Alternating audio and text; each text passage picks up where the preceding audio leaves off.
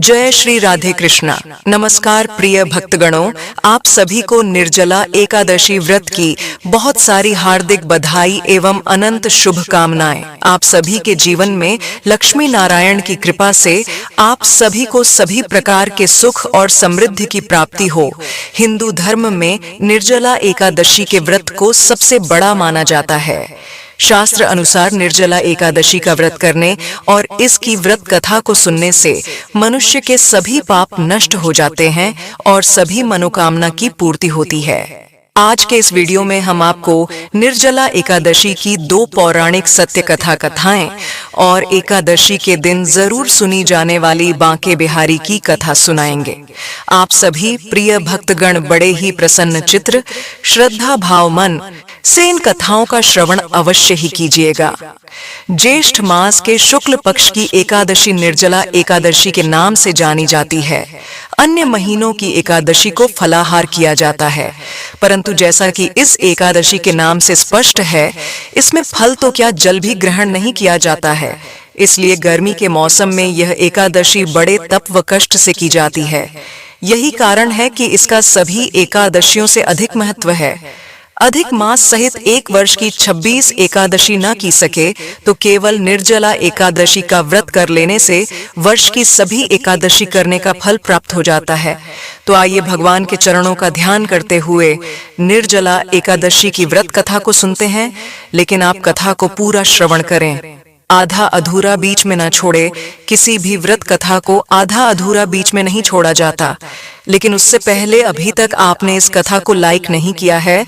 अगर आप भी भगवान श्री कृष्ण जी के भक्त हैं तो हिंदू रिलीजियस टेल्स चैनल को सब्सक्राइब अवश्य करें और कमेंट में जय श्री राधे कृष्ण लिखें। चलिए अब श्रवण करते हैं निर्जला एकादशी की पावन कथा। भीमसेन व्यास जी से कहने लगे कि हे पिता माता, युधिष्ठिर, माता कुंती, द्रौपदी, अर्जुन, नकुल और सहदेव आदि सब एकादशी का व्रत करने को कहते हैं, परंतु महाराज मैं उनसे कहता हूँ कि भाई मैं भगवान की शक्ति पूजा आदि तो कर सकता हूँ, दान भी दे सकता हूँ, परंतु भोजन के बिना नहीं रह सकता। इस पर व्यास जी कहने लगे कि हे भीमसेन के बिना नहीं रह सकता। इस पर व्यास जी कहने लगे कि हे भीमसेन, यदि तुम नरक को बुरा और स्वर्ग को अच्छा समझते हो तो प्रतिमास की दोनों एकादशियों को मत खाया करो। भीम कहने लगे कि हे पितामह, मैं तो पहले ही कह चुका हूँ कि मैं भूख सहन नहीं कर सकता। यदि वर्ष भर में कोई एक ही व्रत हो तो वह मैं रख सकता हूँ, क्योंकि मेरे पेट में व्रत नाम वाली अग्नि है, तो मैं भोजन किए बिना नहीं रह सकता। भोजन करने से वह शांत रहती है। इसीलिए पूरा उपवास तो क्या एक समय भी बिना भोजन किए रहना कठिन है। अतः आप मुझे कोई ऐसा व्रत बताइए जो वर्ष में केवल एक बार ही करना पड़े और मुझे स्वर्ग की प्राप्ति हो जाए। श्री व्यास जी कहने लगे हैं, पुत्र, बड़े बड़े ऋषियों ने बहुत शास्त्र बनाए हैं जिनसे बिना धन के थोड़े परिश्रम से ही स्वर्ग की प्राप्ति हो सकती है। इसी प्रकार शास्त्रों में दोनों पक्षों की एकादशी का व्रत मुक्ति के लिए रखा जाता है। व्यास जी के वचन सुनकर भीमसेन नरक में जाने के नाम से भयभीत हो गए और कब कर कहने लगे, अब मैं क्या करूं? मास में 2 व्रत तो मैं नहीं कर सकता। हाँ, वर्ष में एक व्रत करने का प्रयत्न अवश्य कर सकता हूँ। अतः वर्ष में एक दिन व्रत करने से यदि मेरी मुक्ति हो जाए तो ऐसा कोई व्रत बताइए। यह सुनकर व्यास जी कहने लगे कि वृषभ और मिथुन की संक्रांति के बीच ज्येष्ठ मास के शुक्ल पक्ष की जो एकादशी आती है उसका नाम निर्जला है। तुम उस एकादशी का व्रत करो। इस एकादशी के व्रत में स्नान और आचमन के सिवा जल वर्जित है। आचमन में 6 मासे से अधिक जल नहीं होना चाहिए, अन्यथा मदपान के सदृश हो जाता है। इस दिन भोजन नहीं करना चाहिए, क्योंकि भोजन करने से व्रत नष्ट हो जाता है। यदि एकादशी को सूर्योदय से लेकर द्वादशी के सूर्योदय तक जल ग्रहण न करे तो उसे सारी एकादशी के व्रत का फल प्राप्त होता है। द्वादशी को सूर्योदय से पहले उठकर स्नानादि करके ब्राह्मणों को दान आदि देना चाहिए। इसके पश्चात भूखे और उचित ब्राह्मण को भोजन कराकर फिर आप भोजन कर लेना चाहिए। इसका फल पूरे एक वर्ष की संपूर्ण एकादशियों के बराबर होता है। व्यास जी कहने लगी, हे भीमसेन, यह मुझको स्वयं भगवान ने बताया है। इस एकादशी का पुण्य समस्त तीर्थों और दानों से अधिक है। केवल एक दिन मनुष्य निर्जल रहने से पापों से मुक्त हो जाता है। जो मनुष्य निर्जला एकादशी का व्रत करते हैं उनकी मृत्यु के समय यमदूत आकर नहीं घेरते हैं। भगवान के पार्षद उसे पुष्पक विमान में बैठाकर स्वर्ग को ले जाते हैं। अतः संसार में सबसे श्रेष्ठ निर्जला एकादशी का व्रत है, इसलिए यकीन के साथ इस व्रत को करना चाहिए। इस दिन ओम नमो भगवते वासुदेवाय मंत्र का उच्चारण करना चाहिए और गौ का दान करना चाहिए। इस एकादशी को भीमसेनी या पांडव एकादशी भी कहते हैं।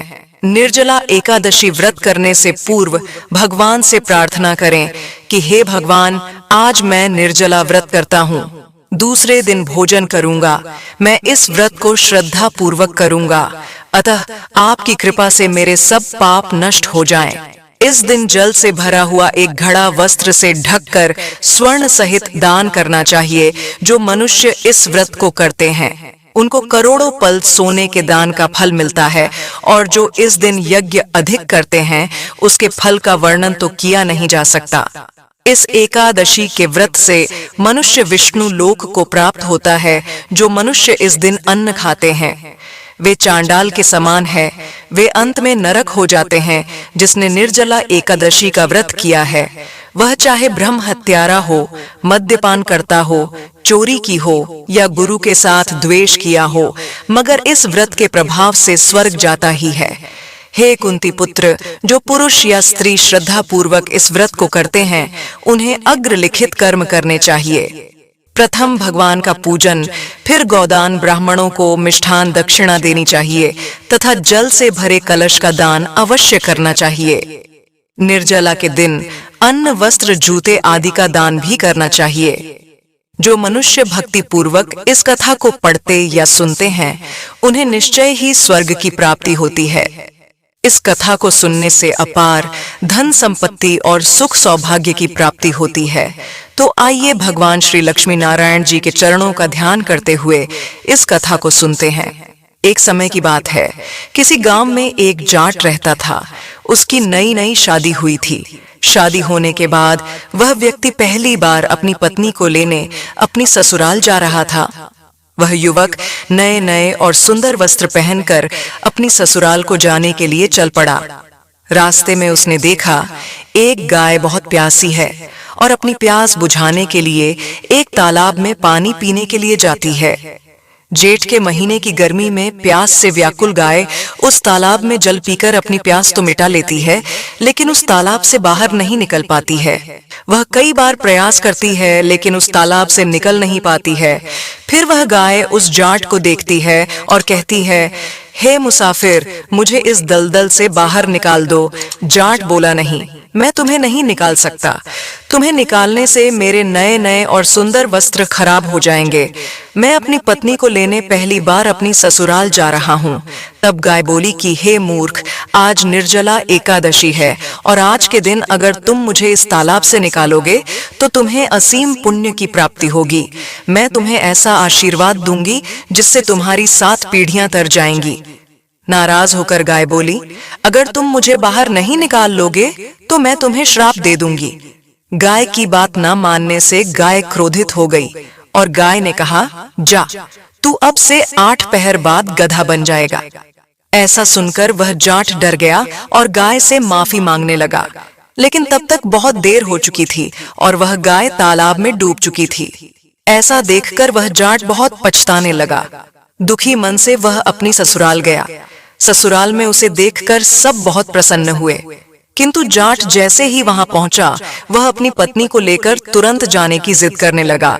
सभी ससुराल वालों ने उससे कहा, इतनी जल्दी क्यों जा रहे हो, अभी थोड़ा रुक कर जाओ। तब जाट ने गाय के श्राप वाली बात उन सभी से बता दी और अपनी पत्नी को लेकर तुरंत ही वहां से चल दिया और अपने घर पहुंच गया। जैसे ही 8 पहर व्यतीत हुए, वाह, जाट गधा बन गया। यह देखकर उसकी पत्नी बहुत दुखी हुई और कई दिन इसी प्रकार व्यतीत हो गए। फिर घर में अन्न धन की कमी होने लगी। तब वह गधा अपनी पत्नी से बोला कि तुम मुझे साथ में ले चलकर मजदूरी करने चलो। उसकी पत्नी और गधा दोनों राजा के यहाँ पहुंचते हैं। वहां पर कुएं की खुदाई का काम चल रहा होता है। राजा उसे अपने यहाँ काम पर रख लेता है। फिर उसकी पत्नी अपने सिर पर मिट्टी से भरी हुई डलियां रखकर काम करने लगती है। यह देखकर वहां काम कर रहे अन्य मजदूर उस स्त्री से कहते हैं कि बहन, जब तुम्हारे पास गधा है तो तुम मिट्टी अपने सर पर लाद कर क्यों ढो रही हो? वह उनसे कुछ नहीं कहती है। यह सब दृश्य दूर से राजा भी देख रहा होता है। फिर एक दिन राजा उस स्त्री से पूछता है कि तुम इस गड्ढे से काम क्यों नहीं लेती हो? तब स्त्री कहती है कि हे महाराज, यह गधा नहीं है, यह मेरे पति हैं। एक गाय के श्राप के कारण यह गधा बन गए हैं। फिर उस स्त्री ने पूरी कहानी राजा को बताई। तब राजा ने उस स्त्री की मदद करने की सोची और अपने राज्य के विद्वान ब्राह्मण को बुलाकर इसका उपाय पूछा। तब उन ब्राह्मणों ने राजा से कहा कि महाराज, इसका एक ही उपाय है। अगर कोई मनुष्य अपने जीवन काल में 101 एकादशी का व्रत रख चुका हो और वह अपने इस पुण्य का फल अगर इस गधे को दे दे तो वह फिर से मनुष्य बन जाएगा। इसके बाद राजा ने अपने सिपाहियों के द्वारा पूरे नगर में यह खबर पहुंचा दी कि जिस किसी ने भी 101 एकादशियों का व्रत रखा हो और अगर वह अपना पुण्य देने को तैयार हो तो वह उस व्यक्ति को अपना आधा राज्य दान कर देंगे। किंतु ऐसा ऐलान करने के बाद भी पूरे राज्य में कोई ऐसा व्यक्ति नहीं मिला। किसी ने 11 तो किसी ने 21 एकादशियों का ही व्रत कर रखा था। यह सुनकर राजा बड़ा चिंतित हुआ। उतनी ही देर में वहां पर एक बूढ़ी स्त्री आती है और वह राजा से कहती है कि महाराज, मैंने पूरी 101 एकादशियों का व्रत कर रखा है। तब राजा खुश होकर बोला कि हे माता, आप अपनी 101 एकादशी के व्रत का इस गड्ढे को दे दीजिए। मैं आपको अपना आधा राज्य और ढेर सारा धन दूंगा। तब बूढ़ी स्त्री कहती है कि मैं इस उम्र में राज्य और धन को लेकर क्या करूंगी महाराज? मैं इस गड्ढे को केवल 100 एकादशी के व्रत का ही पुण्य दूंगी और बची हुई एक एकादशी जो निर्जला एकादशी है उसका पूर्ण है मैं स्वयं अपने पास रखूंगी, क्योंकि निर्जला एकादशी के व्रत का पुण्य मुझे मोक्ष दिलाएगा और मैं भगवान श्री हरि विष्णु और मां लक्ष्मी को प्राप्त कर लूंगी। ऐसा कहकर उस बूढ़ी स्त्री ने 100 एकादशियों के व्रत का फल उस गड्ढे को दे दिया और उस पल के प्रभाव से वह गधा फिर से मनुष्य बन गया। किंतु एक एकादशी का पुण्य न मिलने से उसका पूरा शरीर तो मनुष्य का बन गया, किंतु उसके शरीर से गधे की पूंछ न हट पाई। बोलिए श्री लक्ष्मी नारायण भगवान की जय। अब सुनेंगे बांके बिहारी की कथा। बोलो बांके बिहारी की जय हो, ठाकुर जी महाराज की जय हो, कृष्ण कन्हैया भगवान की जय हो, श्री कृष्ण भगवान के अनंत स्वरूपों की जय हो। एक ब्राह्मण था।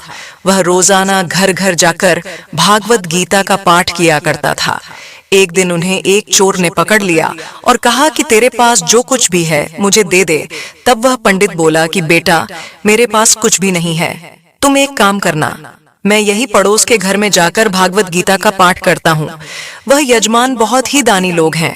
जब मैं सुना रहा होता हूँ तब तुम उनके घर जाकर चोरी कर लेना। तो चोर ने उनका कहा मान लिया और पंडित को छोड़ दिया। दूसरे दिन जब पंडित जी पड़ोस में कथा सुनाने गए तब वह चोर वहां पर आ गया। तब पंडित जी बोले कि यहाँ से मिलो, दूर एक गांव है वृंदावन, वहां पर एक लड़का आता है जिसका नाम है कान्हा। वह हीरे मोतियों जवाहरातों से लदा हुआ रहता है। अगर कोई लूटना चाहता है तो उसको लूटो। वह रोज रात को उस पीपल के पेड़ के नीचे आता है जिसके आसपास बहुत सी झाड़ियां हैं। चोर ने यह सुना और खुशी खुशी वहां से चला गया। वह वहां से सीधे अपने घर गया और अपनी बीवी से बोला कि आज मैं कान्हा नाम के बच्चे को लूटने जा रहा है, मुझे रास्ते में खाने पीने के लिए कुछ सामान बांध कर दे दो। तो उसकी पत्नी ने सत्तू उसको दे दिया और कहा कि बस यही है जो कुछ है। तो चोर ने कहा कोई बात नहीं, इतना ही काफी है। आज मेरा यह संकल्प है कि मैं आज उस कान्हा को लूट कर ही आऊंगा। वह पैदल ही पैदल टूटे चप्पलों से वहां से चल पड़ा। रास्ते में कान्हा का नाम लेते हुए अगले दिन शाम को जब वहां पहुंचा जो जगह उसे पंडित जी ने बताई थी, अब वहां पहुंचकर उसने सोचा कि अगर मैं यहीं सामने खड़ा हो गया तो बच्चा मुझे देखकर भाग जाएगा, तो मेरा यहाँ आना बेकार हो जाएगा। इसीलिए क्यों नहीं मैं पास वाली झाड़ी में छुपकर बैठ जाता हूँ। जैसे ही वह बच्चा आएगा तो उसे लूट लूंगा। ये सोचकर वह जैसे ही झाड़ी में घुसा तो झाड़ियों के कांटे उसको चुभने लगे। उस समय उसके मुंह से एक ही आवाज आई, कान्हा कान्हा। उसके सारे शरीर पर कांटे ही कांटे लग गए। पर उसके मुंह से सिर्फ एक ही आवाज निकल रही थी कि कान्हा आ जाओ, कान्हा आ जाओ, कान्हा। अपने भक्तों की ऐसी दशा देखकर कान्हा जी चल पड़े। तभी रुक्मणी जी बोली कि प्रभु आप कहाँ जा रहे हो? वह आपको लूट लेगा। तो प्रभु बोले कि कोई बात नहीं, मैं अपने ऐसे भक्तों के लिए लूट जाना तो क्या मिट जाना भी पसंद करता हूँ। ठाकुर जी ने बच्चे का रूप धारण किया और आधी रात को वहां आ गए और वह जैसे ही पेड़ के पास पहुंचे, चोर एकदम से बाहर आ गया और उन्हें पकड़कर बोला कि कान्हा, तूने मुझे बहुत दुखी किया है। ये चाकू देख रहा है ना? अब चुपचाप सारे गहने मुझे दे दे, वरना मैं तुम्हें मार दूंगा। तो कान्हा जी ने हंसते हुए सारे गहने उसे दे दिए। चोर हंसी खुशी अगले दिन अपने गांव वापस पहुंच गया। सबसे पहले उस जगह गया जहां पर पंडित जी कथा सुना रहे थे। जितने भी गहने वह चोरी करके लाया था, उसका आधा हिस्सा पंडित जी के चरणों में रख दिया। जब पंडित जी ने पूछा कि यह क्या है, तब उसने कहा कि आपने ही मुझे उस कान्हा का पता दिया था, मैं उसी को लूट कर आया हूं और यह आपका आधा हिस्सा है। तो पंडित जी ने सुना तो यकीन नहीं हुआ और बोले कि मैं इतने सालों से पंडिताई कर रहा हूं, वह मुझे आज तक नहीं मिला और तेरे जैसे पापी को कान्हा कहां से मिल सकता है। तो चोर ने कहा कि मैं सच बोल रहा हूं। चोर के बार बार यही बात कहने पर पंडित जी बोले कि चल, मैं भी चलता हूं तेरे साथ, वहां पर मुझे भी दिखा कान्हा कैसा दिखता है। और वह दोनों वहां से चल दिए। चोर ने पंडित जी से कहा कि आओ मेरे साथ, यहाँ पर छुपकर बैठ जाओ। दोनों का शरीर फिर कांटों से लहूलुहान हो गया और बस मुंह से एक ही आवाज निकली कि कान्हा, कान्हा आ जाओ। ठीक मध्य रात्रि कान्हा जी बच्चे के रूप में वहां आए तो दोनों झाड़ियों से निकलकर बाहर आ गए। पंडित जी की आंख में आंसू थे, वह फूट फूट कर रोने लगे। चोर के चरणों में गिर पड़े और बोले कि हम जिसे आज तक देखने के लिए तरसते रहे, जो आज तक लोगों को लूटा आया है, तुमने आज उसे ही लूट लिया। तुम धन्य हो, आज तुम्हारी वजह से मुझे कान्हा के दर्शन हुए हैं। तुम धन्य हो। इसीलिए कहा जाता है कि जो सच्चे दिल से कृष्ण कन्हैया को पुकारता है तो वह भागे भागे चले आते हैं। तो प्रेम से कहिए, श्री राधे राधे मेरो तो गिरधर गोपाल, दूसरों न कोई। बोलिए श्री लक्ष्मीपति विष्णु भगवान की जय। हरे कृष्णा। एक और कहानी कहने वाली हूँ, लपसी और तपसी की कहानी। एक लपसी था, एक तपसी था। तपसी हमेशा भगवान की तपस्या करता था, लेकिन उसे चोरी करने की आदत थी। लपसी हमेशा शेर की लस्सी बनाता और पहले भगवान को भोग लगाता, उसके बाद में स्वयं भोजन करता। दोनों भाइयों का यही नियम था। तो एक दिन कोई बात को लेकर दोनों भाइयों में कहासुनी हो गई। तो तपस्वी बोला कि मैं रोजाना भगवान की तपस्या करता हूँ, इसीलिए मैं बड़ा हूँ। लपसी बोला कि मैं रोज भगवान को भोग लगाता हूँ, इसीलिए मैं बड़ा हूँ। ऐसा कहते हुए दोनों जोर जोर से लड़ने लगे। तभी वहां से नारद जी गुजर रहे थे। दोनों को लड़ता हुआ देखकर वहां आए और उनसे पूछा कि तुम दोनों लड़ क्यों रहे हो। तो दोनों ने अपने आप को बड़ा बताया और साथ में बड़ा होने का कारण भी बताया। तो नारद जी बोले कि मैं तुम्हारा फैसला कर दूंगा, कल आऊंगा बता दूंगा। अभी कौन बड़ा है। दूसरे दिन लपसी और तपसी स्नान कर अपनी रोज की भांति भगवान की भक्ति करने आए। तो नारद जी ने छुपकर बहुमूल्यवान एक एक अंगूठी उन दोनों के आगे रख दी। जैसे ही भक्ति करते हुए तपस्वी की नजर उस अंगूठी पर पड़ी तो चुपचाप से उठाई और अपने पैर के नीचे दबा ली। लपसी की नजर अंगूठी पर पड़ी, लेकिन उसने ध्यान नहीं दिया। उसने पहले भगवान को भोग लगाया और फिर स्वयं भोजन करने के लिए बैठ गया। थोड़ी देर बाद नारद जी सामने आए तो दोनों ने पूछा कि अब बताओ, हम में से कौन बड़ा है। तो नारद जी ने तपस्वी से खड़ा होने के लिए कहा। तो वह खड़ा हुआ तो उसके पैर के नीचे दबी हुई अंगूठी दिखाई दी। तो नारद जी ने तपस्वी से कहा, तपस्या तो तुम करते हो, इतनी तपस्या करने के बाद भी तुम्हारी चोरी करने की आदत नहीं गई। यह अंगूठी मैंने ही तुम दोनों की आगे रखी थी। मैं यह देखना चाहता था कि तुम दोनों में से किसके मन में लालच है। तो तूने तो अंगूठी दिखाई पड़ते ही झट से अपने पैर के नीचे दबा ली। लेकिन लपसी का ध्यान अंगूठी पर जाने के बाद भी लपसी ने अंगूठी को ना ही उठाया और ना ही ध्यान दिया। उसने सिर्फ अपने भगवान जी में ही ध्यान रखा। उन्हें भोग लगाया और बाद में स्वयं भोजन करने लगा। इसीलिए लप्सी बड़ा है और तुम्हें तुम्हारी तपस्या का कोई भी फल नहीं मिलने वाला। जितनी चाहे मर्जी तुम तपस्या कर लो, तुम्हें इसका कोई भी फल नहीं मिलेगा। तो तपस्वी को यह सुनकर बहुत ही दुख हुआ और वह शर्मिंदा होकर नारद जी से माफी मांगने लगा और कहने लगा कि आज तक की मेरी गलती माफ करो और मुझे बताओ कि मुझे मेरी तपस्या का फल कैसे मिलेगा। आज के बाद कभी भी मैं चोरी नहीं करूंगा। तो नारद जी ने कहा कि यदि कोई गाय और कुत्ते की रोटी नहीं बनाएगा तो उसका फल तुझे मिलेगा। यदि कोई आदमी ब्राह्मण को भोजन करवाकर उसे दक्षिणा नहीं देगा तो उसका फल भी तुझे ही मिलेगा। अगर किसी को सूट साड़ी अगर हम देते हैं, उसके ऊपर अगर भेंट स्वरूप कुछ रुपए नहीं देंगे तो उसका फल भी तुझे ही मिलेगा। अगर कोई व्यक्ति दिए से दिया जलाएगा तो उसका फल भी तुझे ही मिलेगा। अगर कोई औरत आंगन लीप कर चौका नहीं लीपेंगी तो उसका फल भी तुझे ही मिलेगा। यदि कोई व्रत कथा में सारी कहानी सुन ले लेकिन तुम्हारी कहानी ना सुने तो उसका फल भी तुझे ही मिलेगा। उसी दिन से हर व्रत कथा और कहानी के साथ लप्सी तपसी की कहानी कहीं और सुनी जाती है। तो यह थी एकादशी से जुड़ी संपूर्ण कथाएं। उम्मीद करती हूँ कि आपको जरूर पसंद आई होगी। पसंद आई हो तो लाइक अवश्य कर दें।